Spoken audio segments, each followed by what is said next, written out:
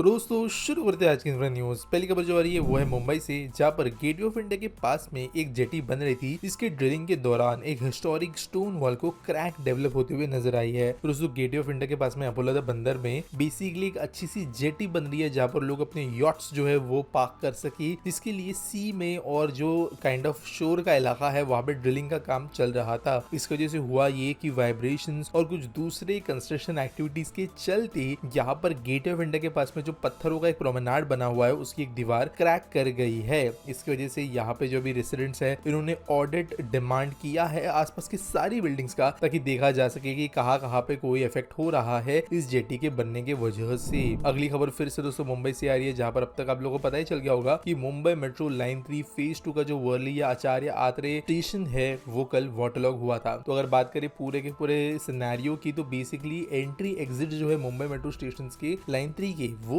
जमीन से ऊपर है, यानी कि आपको कुछ सीढ़ियां चढ़नी पड़ती है पहले, जिसके बाद आप फिर वापस नीचे उतर के टनल्स में जाते हो। लेकिन ये इस तरीके से बनाया इसलिए गया था ताकि कभी अगर पानी वगैरह भरे तो वो इतने ऊपर के लेवल तक ना बढ़े कि सीढ़ियां हो और फिर बाद में टनल के अंदर पानी घुसे ना। लेकिन आचार्य आत्रेय स्टेशन पे कुछ एंट्री एग्जिट्स है जिनका काम अब तक पूरा कंप्लीट नहीं हुआ था, जिनमें से एक ऐसी एंट्री एग्जिट थी जहाँ पे जो ये काइंड ऑफ आप कैसे हो जमीन से ऊपर वाली दीवार है वो कंप्लीट नहीं हुई थी। हालांकि इसके लिए एक आरसीसी स्ट्रक्चर बनाया गया था ताकि टेम्परेली पानी रोका जा सके, लेकिन कल क्योंकि मुंबई में स्पेशली साउथ मुंबई में कुछ ही घंटों में 200 mm से ज्यादा बारिश हुई, जिसको क्लाउड बर्स्ट भी बोला जाता है, तो यहाँ पे ये दीवार टूट गई, जिसकी वजह से पानी जो है अंदर आया। हालांकि बाकी जितने मेट्रो स्टेशन है पूरे के पूरे लाइन के अंदर उनके अंदर कोई फ्लडिंग नहीं हुई, वो ऑपरेशनल भी रहे, लेकिन यहाँ पर स्टेशन पे मेट्रो सर्विसेज फिर रोकनी पड़ी, जिसके बाद में यहाँ पे अब काम हो रहा है। वैसे स्टेटमेंट्स वगैरह भी आए हैं, होना नहीं चाहिए था ये, लेकिन एक बहुत खराब इमेज है, स्पेशली ये समझते हुए कि लाइन को कुछ दिन पहले ही सर्विस में ऐड किया गया था फेज 2 में। अगली खबर दोस्तों जो आ रही है वो है अमित शाह जी के नागपुर विजिट से रिलेटेड, जहाँ पर ये फाउंडेशन स्टोन ले करने वाले हैं नेशनल फॉरेंसिक साइंसेस यूनिवर्सिटी का। तो यहाँ पर बेसिकली एक 50 एकड़ की साइड है मौजोली चिचोली के अंदर, जहाँ पर ये इस तरह कैंपस सेटअप किया जाएगा। वैसे ये देश का 10th और महाराष्ट्र का दूसरा इस तरीके का यूनिवर्सिटी होने वाली है, जहाँ पर पहली यूनिवर्सिटी पूर्व में बनी है और विश्वस्तरीय नेशनल इंस्टीट्यूट ऑफ टेक्नोलॉजी के पास में ही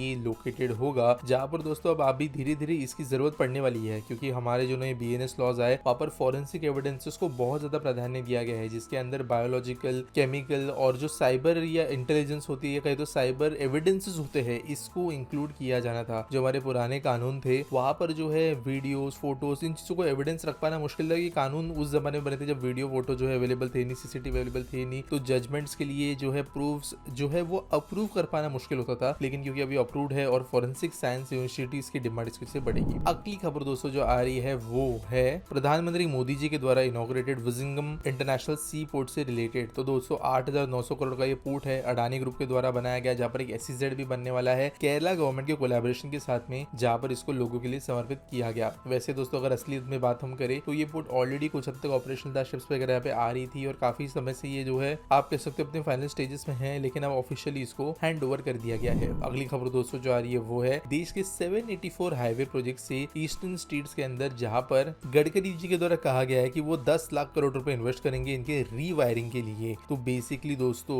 नॉर्थ ईस्ट के अंदर यहाँ पे ज्यादातर हाईवेज आते हैं और ये इम्प्रूव करने के लिए, अपग्रेड करने के लिए, रिपेयर करने के लिए पैसे वो लगाएंगे। स्पेशली जो बॉर्डर प्रोक्सिमिटी के रोड्स है उनके अपग्रेडेशन में मेजर पैसा खर्च किया जाएगा। वैसे अगर बात करें पूरे के पूरे ईस्टर्न स्टेट्स की, जहाँ पर 21,355 किलोमीटर हाईवे रोड्स है, तो उसका तो पूरा का पूरा कॉस्ट 3,73,000 करोड़ के ऊपर जाता है। लेकिन यहाँ पर मेजर पैसा अभी फिर भी लगाया जा रहा है इमीडिएट बेसिस पे कुछ रोड्स को रीवायर और रीपेव करने के लिए। आज का एक्सपर्टीज सवाल के बारे में बात करें तो प्रणव येलमकर पूछते हैं, are all metro and developed cities are bad in traffic and we have water logging problems, why and will it be solve as these cities will grow more. देखो ये बात तो सच है कि ट्रैफिक का प्रॉब्लम और हमारे यहाँ पे वाटर लॉगिंग या ड्रेनेज का इशू बहुत बड़ा है। कुछ शहरों में कम है, कुछ शहरों में ज्यादा है। फॉर एग्जाम्पल अगर हम देखें बेंगलुरु जैसे शहर की, इनफैक्ट गांधीनगर जैसे शहर की भी, तो यहाँ पर प्लान तो सिटी का अच्छा बना है, फिर बाद में जो है बहुत ज्यादा ड्रेनेज पे ध्यान दिया नहीं गया था। तो थोड़ी भी अगर बारिश ज्यादा हो जाती है तो घंटों तक जो है पानी वो सीपेज नहीं होता है। वहीं पे मुंबई जैसे शहर भी है जो कि पहले बारिश के अंदर हमेशा थोड़ा बहुत फ्लड होते हैं कुछ एरियाज में, लेकिन बाद में पूरे मानसून के दौरान डेली अगर 100 mm की भी बारिश हो जाए तो भी जो है वो फ्लड नहीं होते, क्योंकि शहर के जियोग्राफिकल और क्लाइमेटिक कंडीशंस ने उसको अब रेजिलेंट बना दिया है फ्लडिंग से। हालांकि अगर बात करें वाटर लॉगिंग प्रॉब्लम्स की तो यहाँ पर बहुत बार लोग खुद जिम्मेदार होते हैं, क्योंकि अगर हम जनरली देखें कई शहरों के अंदर फ्लडिंग प्रॉब्लम क्यों होती है, तो ड्रेनेज बनाया भी अगर गया होता है तो लोग जो कचरा वगैरह करते हैं वो फंसा रहता है गर्मियों के सीजन के दौरान जब पहली दूसरी बारिश आती है तब तक ये कचरा जो है वो क्लियर अप हो नहीं पाता, ये चोकअप कर देता है कई सारे ड्रेनेज सिस्टम्स को, जिसको बाद में जो है क्लियर अप करना पड़ता है, ड्रेनेज के ऊपर से प्लास्टिक कचरा उठाना पड़ता है, तब जाके पानी जो है बहना शुरू होता है और फिर उसके बाद में जो है सीपेज नहीं होता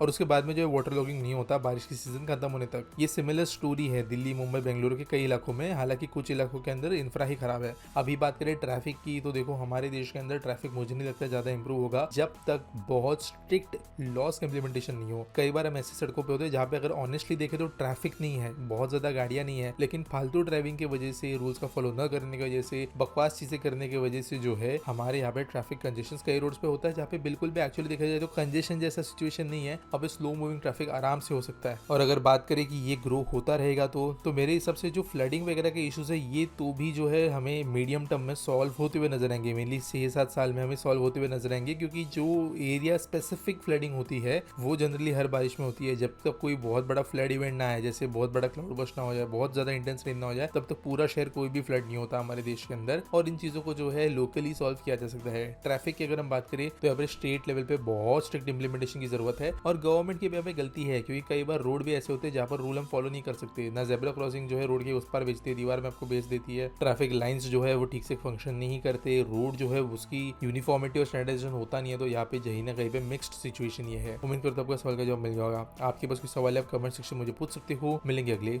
वीडियो में।